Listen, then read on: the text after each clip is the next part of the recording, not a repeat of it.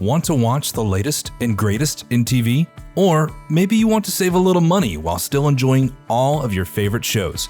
Then it might be time to cut the cable cord and switch to a streaming service. Here are 3 reasons to cut the cable cord.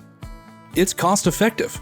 Compared to $100 a month for cable, you can purchase 2 streaming services for around $30 a month. And there's usually no commitment. You can switch between most services to get unique content from each platform at a low cost. It's convenient. Live streaming and on-demand streaming content give you 24/7 access from just about anywhere. All you need is your login information, access to Wi-Fi, and you can stream shows from your smartphone, tablet, or laptop, and of course, a smart TV.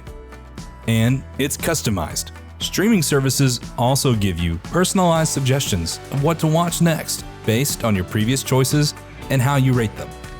These services can help you find shows and movies that are custom selected to your preference. At CenturyLink, we've made cutting the cable cord easy.